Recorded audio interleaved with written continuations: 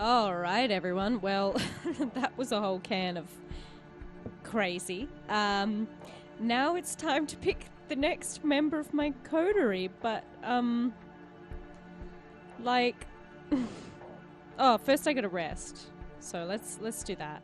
I also really need to feed, because the border of my screen is quite bloody. still bloody. I noticed something strange by the front door of my haven. A letter's been slipped under the door in a cream-coloured, old-fashioned envelope. There's no name on it, but I know it's meant for me. Opening the letter, it's clear it's been sent by someone incredibly old-fashioned, rich, or a fan of classic stationery.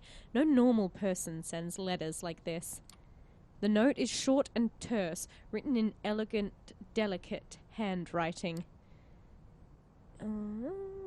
I want to see, who it is. Ah, damn it. You're cordially invited to a rendezvous at the Cathedral of St. John the Divine.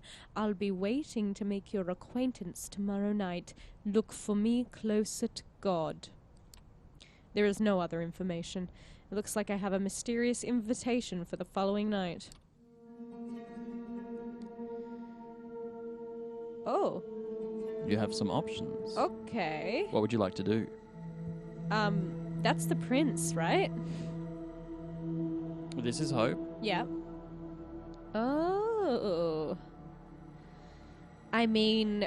that isn't the prince, I don't think. No, it's not. You got your Tremere friend. Uh-huh, yep.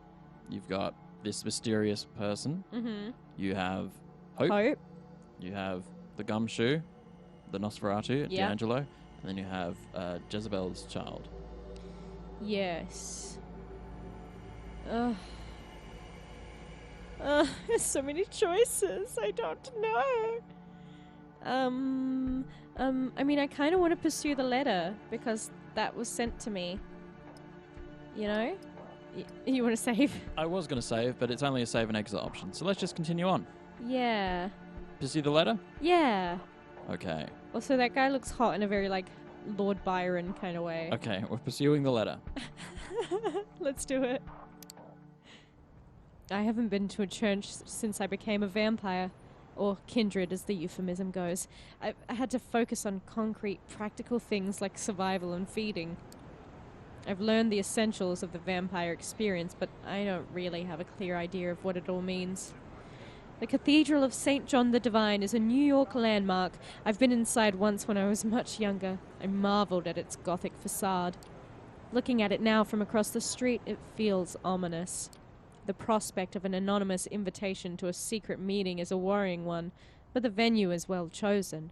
It's hard to imagine a violent attack in a place like this, with eyes everywhere.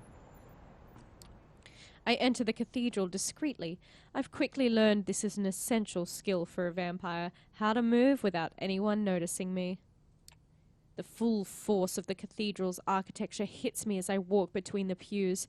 If the architect meant to create the feeling of being small in the face of God's glory, mission accomplished. They absolutely did. Yeah, that's the point. They know what they're doing. Based on the note, I'm assuming that whoever I'm meeting is somewhere in the front. As I step closer to the high altar, it feels as if something is dragging at my feet, as if the stone beneath me resisted my movement.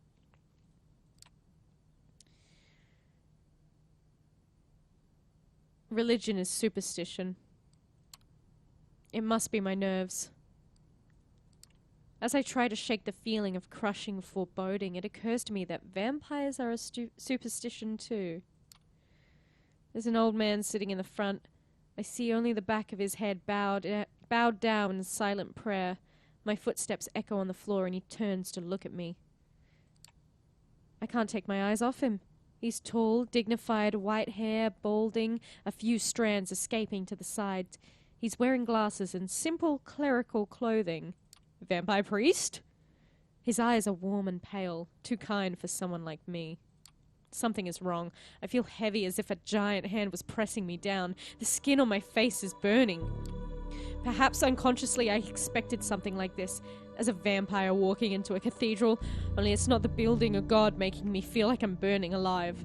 It's the man, the priest. Welcome, my child. Oh, man. The priest's tone is kind, but the rising panic inside is telling me that kindness is not for the likes of me. I want to get the hell out of here. Run? Yeah. The man is looking straight into my soul. I turn and run the way I came, stumbling out of the cathedral. I emerge outside confused and scared. What was that? At least I escaped unharmed. I stand on the sidewalk confused and scared. No enemies seem to be attacking me. The priest didn't follow me. The night air is wet with the smells of the city the same as every night. How did it feel? I look at the man speaking to me.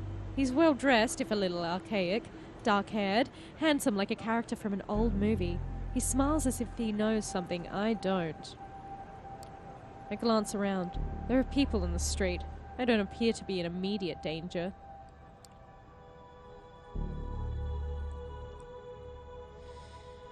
Why does it hurt so much? That's the question I wanted to talk to you about. Let me introduce myself. What is his name? Benoit. My name is Benoit Segal. We share many things in common, even if you don't know me. Benoit offers his hand to me. I shake hands. His handshake is firm and dry. He looks at me intently as if he's trying to find something in my eyes. Would you mind sitting with me for a moment? Benoit points to a park bench nearby, in darkness because of a broken streetlight. Wary, I decide to follow him. Only an enemy totally unconcerned with the masquerade would attack me here. Benoit sits down and I follow suit. For a moment we both contemplate the cathedral in silence. I know how it feels. What you just felt. I have experienced it myself many times. For a moment I consider how to respond. It's clear Benoit sent the invitation to come here and orchestrated this little setup.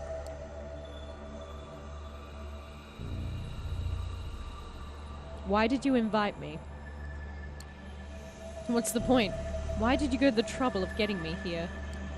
We share a connection, you and I. I'll explain it later, but right now the important thing is that it's so much easier to show than to tell. Phrasing of that. I know, so like you? Yeah. Strange. Anyway, I wanted you to meet Father Anthony. Or see him, experience him. Do you wonder why it felt like that?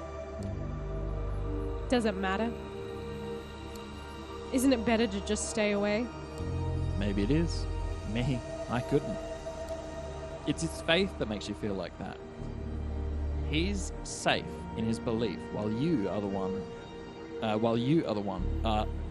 of the damned. Do you ever wonder why? Do you ever wonder what's the role of a vampire in God's creation? I stop to think. Of course I've wondered what this is all about. Whether it's about God or nature, I don't really know what being a vampire means. That's the trouble with the Masquerade. A human faced with a human problem can go online and find something that helps. I can't. The Masquerade means that everything there is to know about my condition is secret, hidden away. I'm left relying on the unreliable opinions of people like Benoit. Suddenly, Benoit takes my hand and presses it against his chest. As he stares into my eyes, I feel his heart stop. My heart no longer beats, yet I move, I talk. Is that how God intended us to be? Let me go. Let go of my hand, you asshole. Benoit lets go of my hand and I quickly withdraw it. You're asking yourself these same questions. You know you are. Sometimes I'm skeptical. Sometimes I'm skeptical too. But in Father Anthony's presence, I know faith is real. I know it because it hurts so much. But perhaps you have questions about faith and our kind? How do you know any of these stories are true? I don't. How could I know? This is what faith is. You have to believe in something. Good and evil, right and wrong, love and hate. I believe we are damned. I also believe that there is always hope, grace, Father Anthony's faith shows me the way. It's so easy for us to lose ourselves in a Morass. Yeah, in a morass of occult speculation. Some of our kind reserve Cain, others Lilith. Revere Cain. Revere. Let's have a look.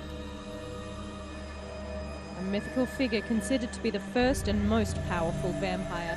Some vampires refer to themselves as Canaanites, members of the race of Cain. Many in the Camarilla place their faith in the invisible guidance of the Methuselahs, who are supposed to watch over us. Methuselahs.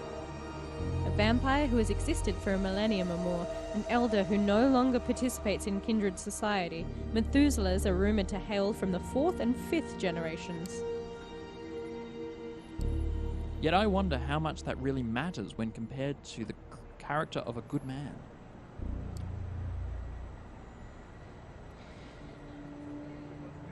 This is a lot to take in. All these myths. Hard to know what to believe. I know it's overwhelming. It was for me when I first met Father Anthony. I know there are others like him, whose faith shines like a beacon. Priests, old ladies, children. Anyone can have that conviction inside them.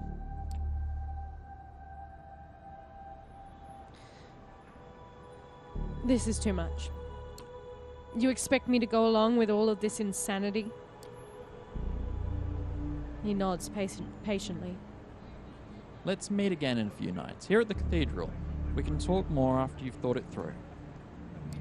I leave Benoit sitting in the shadow of the cathedral, contemplating what lies within. Oh, I hope he's sympathetic.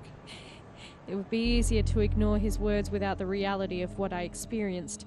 Father Anthony was holy. I know it to be true, but what does that mean? What does it mean? Did he invite me just to be crazy, pretentious, and... I did say he looks like a Lord Byron type. You did. Oh, gosh. Well, I mean, all of these are, like, very valid philosophical points. But it's also just like, why? Who cares? Well, I mean, if the supernatural exists, maybe God exists. That's true. He did say faith. He didn't say faith in God. Yeah. He's just said people with conviction. Which, I mean, you know, yeah, cool. Where would you like to go? I love cathedrals. You love cathedrals? I do. Now... So do I. Like, surely D'Angelo's not going to be part of my coterie with Hope. Unless You can have as many people in a coterie as you like. Oh, really? Yeah. So I could have all of these people? If you'd like. I don't know if that would be a good strategy. Mm-hmm. But certainly having people on your side who make up for your lack is a positive strategy. All right. Well, let's go to D'Angelo. You know, we met with Hope, who's, you know, possibly risky for, you know, business. So maybe it's good to do some brownie points. A recent string of violent killings has the Red Hook district of Brooklyn on edge. Sophie mentioned that Kadir al-Assami has a secret associate investigating the murders, a Nosferatu neonate by the name of D'Angelo. If I help him out, he might be persuaded to form a lasting partnership. Let's go for it. As I make my way down Clinton Street, the incessant hum of traffic gives way to the ominous silence of the waterfront.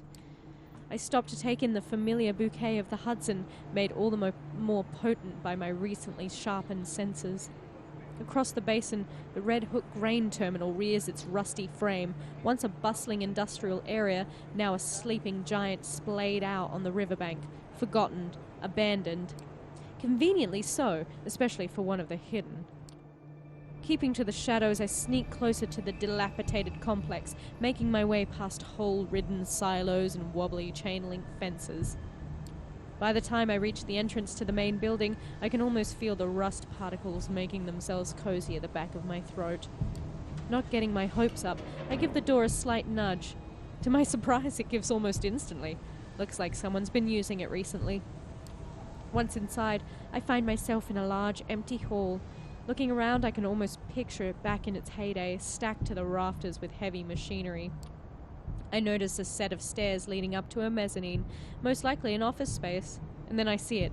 A faint light coming from one of the upper rooms. Looks like I'm in luck. Quickly, with bated breath, I climb the steps and approach the dimly lit room. The door creaks open, revealing what looks like an old-timey detective's office, complete with crooked window blinds, an overflowing ashtray, and paper scattered around a wooden desk. Suddenly it hits me. That nagging feeling. This is all too convenient, too inviting. Before I can react, the trap is already sprung. A plume of cigar smoke wafts over my shoulder. The barrel of a gun rubs against my spine. A raspy voice whispers in my ear. Let me guess. Took a wrong turn at the third silo.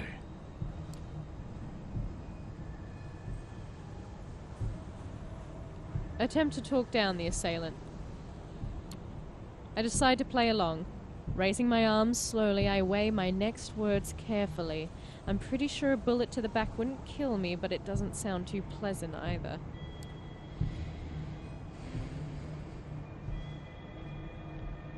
How about we talk like civilized kindred? How about you lower the gun so we can talk like civilized kindred? Oh, I'm plenty civilized. See? I can feel the barrel digging deeper into my back. Double action.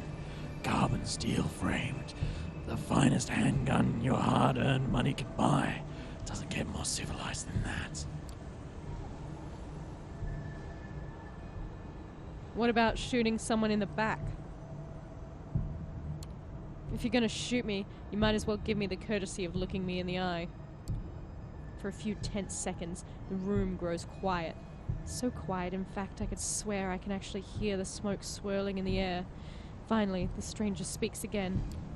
You know what? Fair enough. In a strange interplay of light and shadow, the stranger reappears behind his desk. Seeing him in his full, for lack of a better word, glory, I can't help but smirk. This is the dreaded Nosferatu.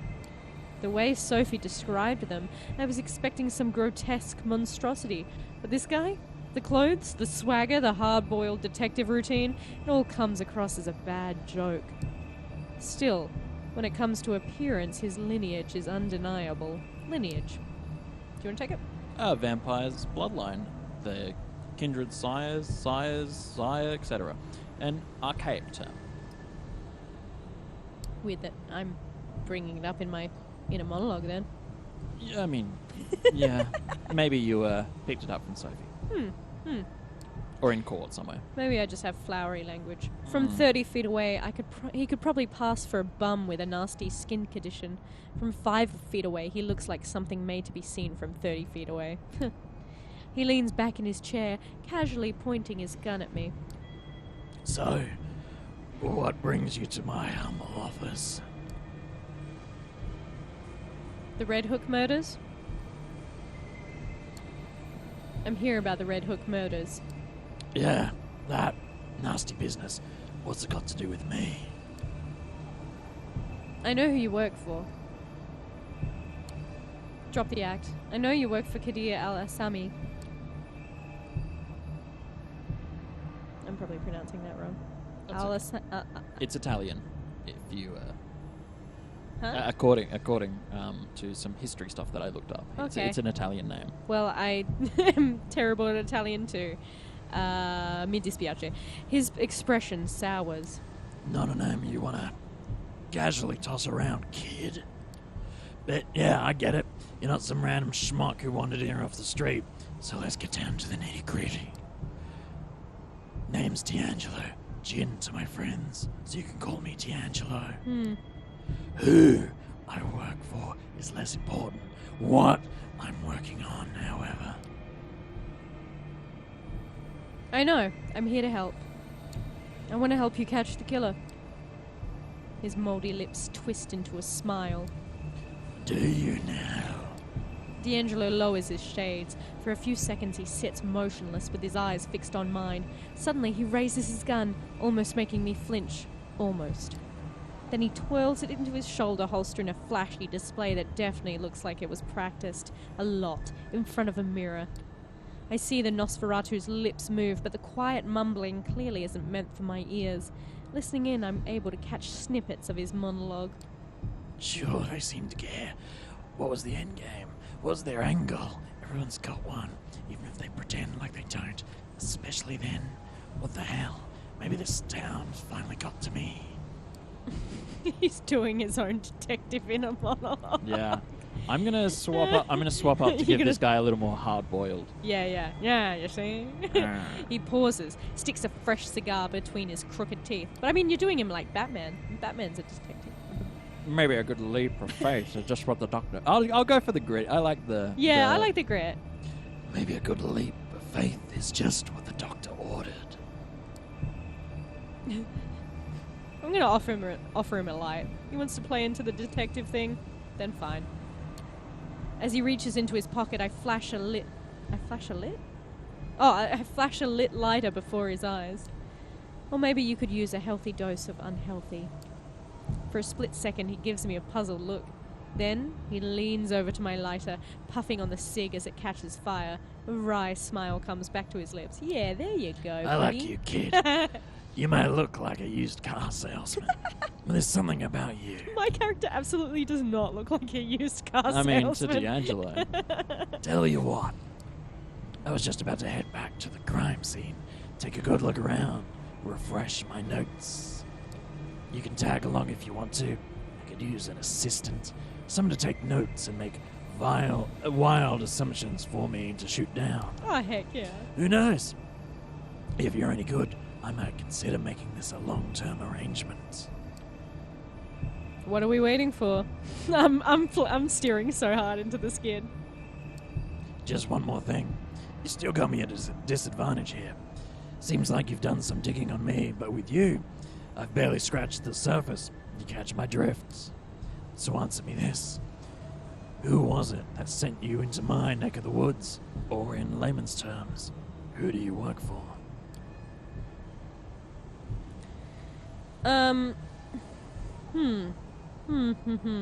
Puzzling over what to say. I don't work for Sophie Langley, but she is my sire. So... Your adopted sire, yes. And she does have you under... you are unbound. Yeah. Unbound as in... her sins... Your sins are her sins. Right, Remember, yeah, if you fuck up, it's on her, not on you. Yeah, I'm going to say necessarily. Sophie Langley. Okay. Although, you could just be like, no, okay. Sophie Langley? Yeah. Well, I was either going to be that, or I'd prefer to keep it to myself. Okay. You know, needs to know basis. Sophie Langley. For the first time since I got here, the Nosferatu adopts a look of genuine surprise. His eyes wander for a moment, finally giving way to a crooked smile. So you're the one, huh? The fledgling, the torrid or dame span. Yeah, that would make sense. Don't think she'd appreciate you throwing her name around. Thanks for being up front, kid. Sorry, I just caught that. Yep. Yeah, okay. Yep. One blink is enough for me to miss Angelo vanishing from his chair. Just when I'm about to look around, he reappears right next to you. Up close, his smile is even more unnerving. All right. Moonlight's burning. Let's get cracking. I like D'Angelo. With a certain fascination, I watch D'Angelo stumble his way across West Brooklyn. Oddly animated, incessantly scratching his face and neck, stopping every once in a while for a bout of mumbling narration. He is most certainly a sight to behold. I really want to... I've played this character as a Malkavian. Right. I played hard-boiled detective with the self-monologue in a LARP. Yeah. I like that he's a Nosferatu, though. I do as well. It's really lovely. Yeah, he's clearly, like, steered into the skid of, like, I've got by night and I'm in the shadows, see? And I got a face only a mother could love. Still, he seems to be getting around okay, and I take particular note of the fact that he seems to be choosing the darker, less frequented streets. There is definitely a method to his madness. Eventually, my leprous guide suddenly takes a turn off Van Brunt Street and into a particularly dingy alleyway. The torn pieces of yellow police tape are a dead giveaway. This has to be the place. Well, here we are. Time for you to earn your stripes. This is where they found him. Drained dry, not a drop of blood in him. And before you ask, no, I didn't get to see the body, so I don't know if there were any bite marks. So, what can you tell me? I take a moment to examine the crime scene. Judging by the chalk outline on the pavement, the man was killed recently. Curiously, there doesn't appear to be a trace of blood or viscera, and I know the city's cleanup crew isn't that fast or that thorough. Looking up, I notice a spray-painted sign on the wall. It reads, "The Blood Speaks," in big, crooked letters. I look to D'Angelo. The Nosferatu gives me an expecting look.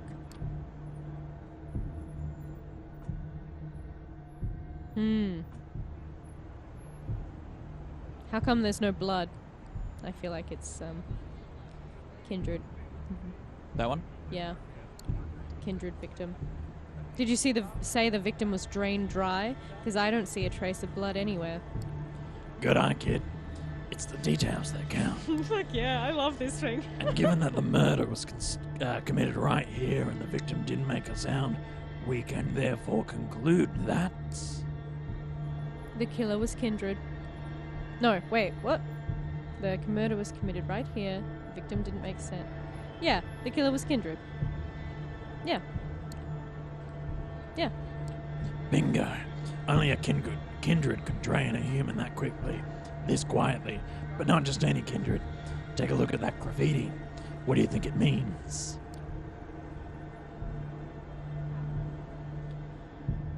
It seems desperate. No. Yeah, it seems desperate. Mm-hmm. Yep. It seems desperate. My thoughts exactly. It's as if someone wanted to get a message across, but was too scared to stick around and write the whole damn book. So we got the abridged version. Tell me, if you were to guess, which clan would you say our killer belongs to? But it could be a double bluff.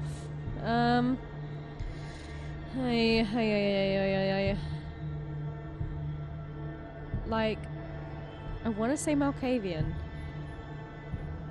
The blood speaks. But then it could also be about thin bloods. But, like, the idea of a thin... Oh no, thin bloods would definitely still be strong enough to kill a person. They would, yes. Yeah. It's lesser. I don't think it's a quality of Yeah. their strength. No, but it's also like, why? I'm gonna go Malkavians. I might be wrong. I don't know. Maybe it's a No, that's wrong. Maybe it's a Malkavian serial killer. They're pretty nuts, right? Nah, kid. The Moonies can be a bit playful, but there's a method to their madness. It leaves a certain aftertaste. This right here, it just reeks of desperation. So thin bloods then. Yeah. I might be jumping to conclusions, but my money's on the thin bloods. You know what? It's not stupid for my character because she wouldn't have known. Mm-hmm. I don't like you have no that's entry why, of thin bloods. That's why I didn't want to come up with thin bloods because it's like, well, how the heck would she know? Vampires with blood so diluted they retain many human traits. The thin bloods are invariably clanless, survivors of the last decades of pogroms, prejudice, and ostracization. Their numbers now swell. Their messy street alchemy and ability to pass as human makes them uniquely suited to thrive outside kindred society and make their own fate in the postmodern nights. The thin-blooded can be of any mortal origin and are not affected by their parent clan's curse, nor by their preferences in the same degree as their sire. In 2009, the Inner Circle of the Camarilla issued an edict that all thin-blooded must be branded or tattooed with the mark of the crescent moon. Inked by a Tremere tattoo artist or scorched with a beam of sunlight, the brand is irreversible. Many kindreds still view the thin bloods as a threat to the masquerade. Weaklings, run-offs, abortions, will destroy them if given the chance. Those who don't despise thin bloods tend to call them the young ones, chameleons, or duskborns. So the street alchemy Yeah. is a new system in V5. It's very cool. It sounds dope. It's kind of like a Struggle Town, USA, but it's As in to play or learn? No, as in action. As in, right. it's a quick concoction to pass off. It's not. Yeah. And it uses the 4 humans. Oh, okay, Yeah. cool. Yeah, which is a cool little thing. He pauses, spits out the mangled remains of a cigar. Shit. Looks like we're gonna have to pay Larson a visit. Bree?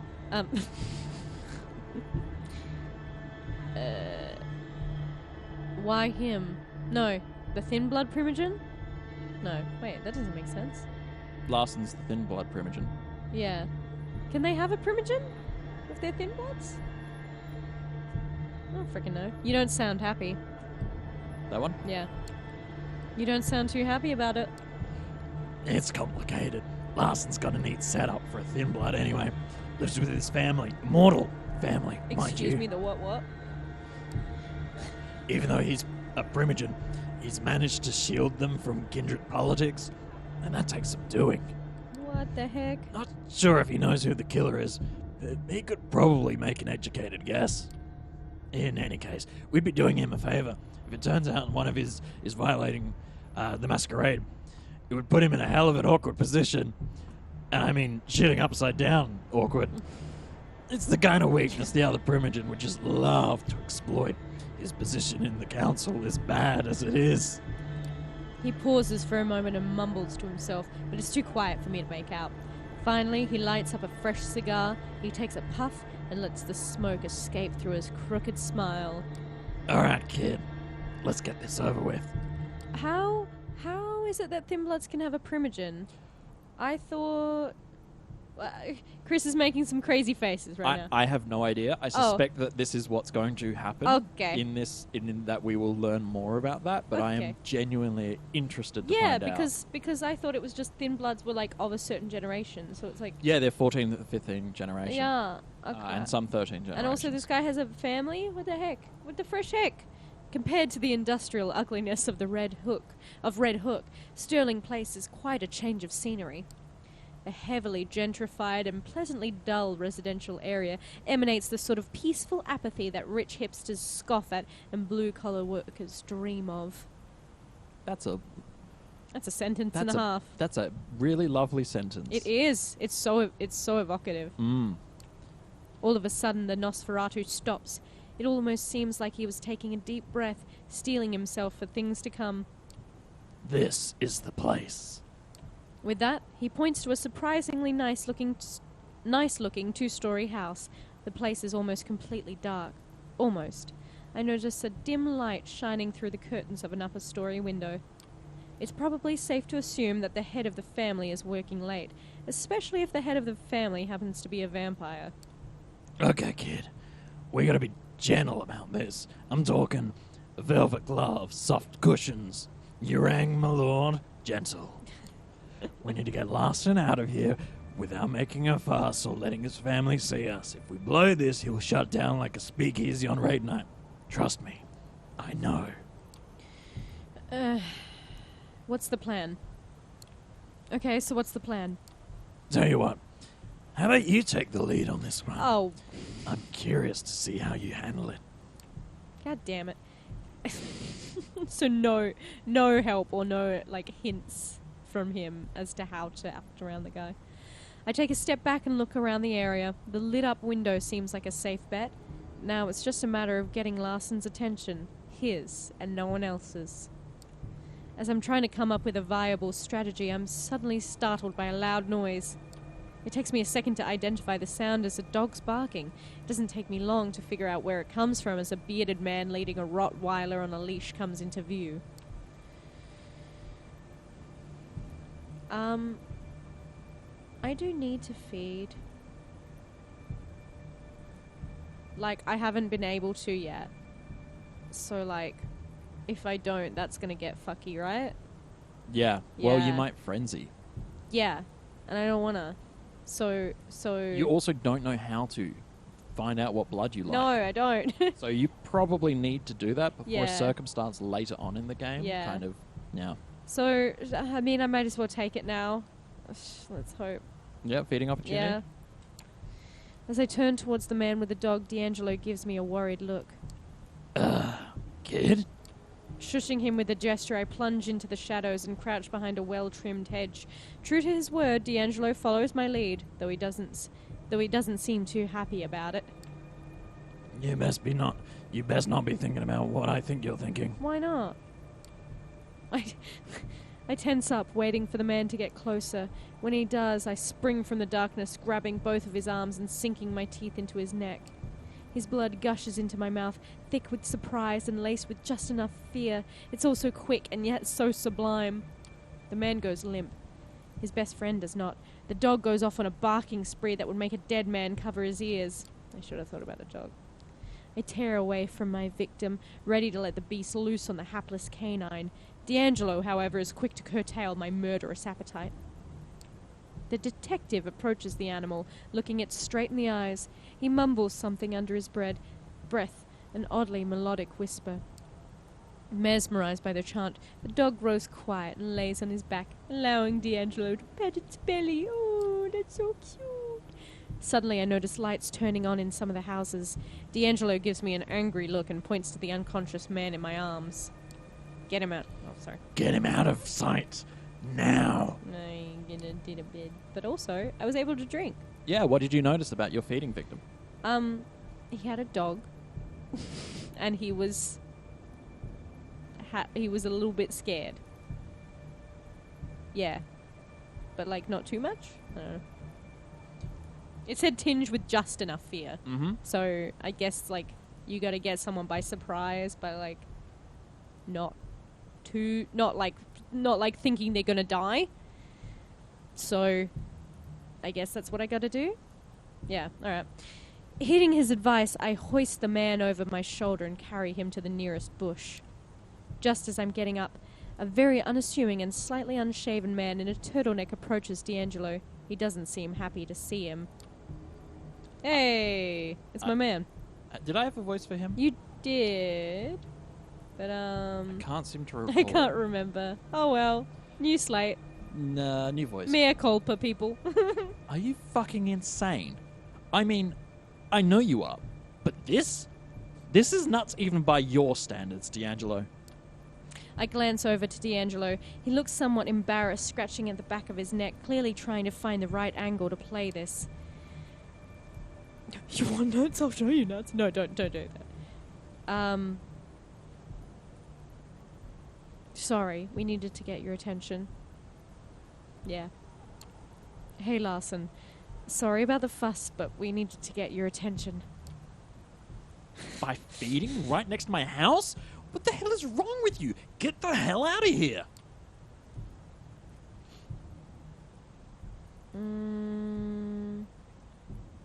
Not before you tell us about the murders. We will. Once you tell us all you know about the Red Hook murders. The what? What the hell are you battling about? D'Angelo, what's going on here? It's about the Red Hook murders. We think one of yours is responsible. Bullshit. A Duskborn's got enough trouble just staying alive out here. What could possibly make them openly violate the Masquerade? Desperation. Killer's been leaving messages. Whoever they are, I think they know something. Something they can't share with just anyone.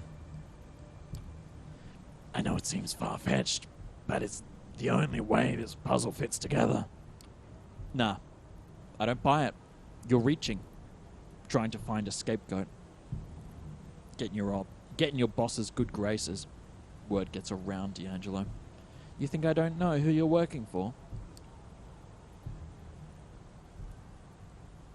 Then help us clear your name. Yeah. Then help us clear your people's name. What have you got to lose? Everything. I've been a thorn in the council's side for a while now. This is just the excuse they need to get rid of me.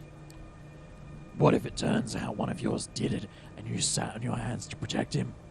You think the council wouldn't jump on that? He looks off into the darkness, pondering his options. He lets out a heavy sigh. Look, I'll ask around, consult my sources. If it turns out one of my own is responsible, they will face justice. In the meantime, keep your deductions to yourself. I have enough trouble as it is. Deal. Good. Now, if you'll excuse me, I have to get back to my family. And with that, Larson retreats to the elusive safety of his home. I decide it's best to move along. We walk a couple of blocks in utter silence. Even D'Angelo's mumbling seems to have taken a back seat. Oddly enough, I found his newfound reticence somewhat unnerving. Finally, the Nosferatu stops and turns towards me. Hell of a night. I don't know about you, kid, but I could sure use a drink. Something warm in a tall, sweaty glass. But first, let me tally your score. Let's see now. You did good. You make a good first impression. I like someone who can talk themselves out of a tight spot. Talking's cheap. Bullets, not so much. You held your own in the crime scene. Nothing I hadn't figured out on my own, but hey, we can't all be professionals. Finally, when the situation called for subtlety, you managed to avoid unwanted attention. Discretion is what separates a private dick from just any old dick. All in all, you did fine. Not fine, but not bad for your first case. Don't let it get to your head. I'll be in touch. Let me know if you hear from Larson. Be ready to meet at my office. We got the sweet smell of success. He starts to walk away, but suddenly stops and turns back toward me. And bring a notepad. Every good assistant should have one. Hell yeah. I like D'Angelo. I think he's cool. All right. Yeah. I think we probably need to go rest because I Yep. don't think we have enough time No. to meet anyone else. No. So let's go rest. Yeah. And then when the next night starts, we will venture out into the next episode. So we'll rest.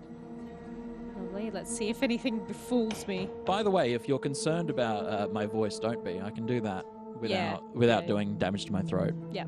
Chris studied voice work. And that voice for a long time. Yeah. Not long after I wake up tonight, Gregory knocks on the door of my apartment. Hey. Gregory! Oh no, he's hot. I told you I love Gregory. I haven't even seen this character and I love him. Really? Yeah, I didn't. I haven't played up to this part. Oh. I'm sitting blind. Oh.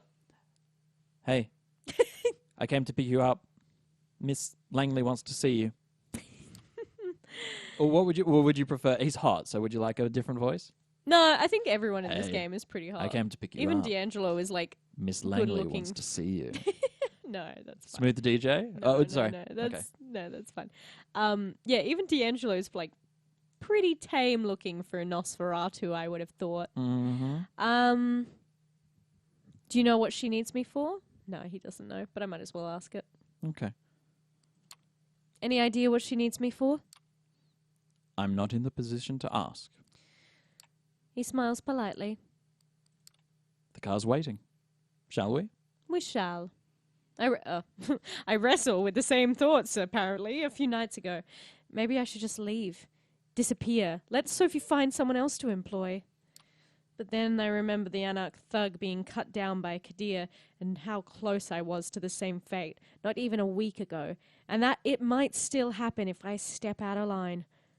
I follow suit. As with my previous visit here, Sophie seems not entirely present when I enter. Her eyes are locked onto one of the paintings in the room. I'm pretty sure it was here earlier, but she's behaving as if she's seeing it for the first time in her life, entirely entranced. Gregory clears his throat. Sophie turns to the both of us, a bit of irritation in her countenance that soon gives way to a pleasant, warm smile. You're here. Excellent. Thank you, Gregory. Her driver leaves, and she turns her attention to me. I hope you had a good few nights and made some new acquaintances, but I have to say, I'm happy to see you, Ellen. Thank you for coming. The change in mood of the room is so sudden and startling it makes me consider the true power of vampiric charisma. Rationally, I know I'm being manipulated, but I don't even care. Her eyes, her motions, her entire body language all feel 100% genuine in expressing legitimate interest in me and my well-being. I have a request for you this night. I need you to find somebody for me and make a delivery. She points to the statue at the side of the room. I notice a plain-looking flash drive lying on the edge where the inanimate archer's bow touches the pedestal. The man you'll be looking for calls himself Kaiser. He has eyes and ears all over New York, and it's rare for something to happen here without his knowledge. I'll need you to take this flash drive and bring it to him. In exchange, he will give you an address, which I need to know as soon as possible. I'm about to ask what's on the drive, but Sophie proves to be one step ahead of me. Oh, don't worry about the contents. They're encrypted, a precaution for if the data falls into the wrong hands. But it won't, correct? She gives me a smile that just a handful of nights ago would make me feel like melting. Oh, and Ellen, Kaiser is a Nosferatu, that twisted, deformed lineage of kindred. He is old, and his age has made him even more paranoid than others of his clan tend to be. He holds many havens and changes them often. From what I've gathered, he or one of his servants should be found at the park on Coney Island tonight. You'll have to identify them somehow. I'm told Kaiser has spent many of his nights these past few years being driven around the city in a black limo. Maybe keep an eye out for it. That smile again, much shorter. Anything more on Kaiser? Anything more you can tell me about Kaiser? He's been here a long time, about as long as I have. He got into a lot of trouble for exchanging information with both the Anarchs and the Camarilla in the past, but ultimately got off scot-free. Kaiser's web of information proved to be strong enough to shield him from the consequences of playing both sides. Some say that's the best proof of his abilities.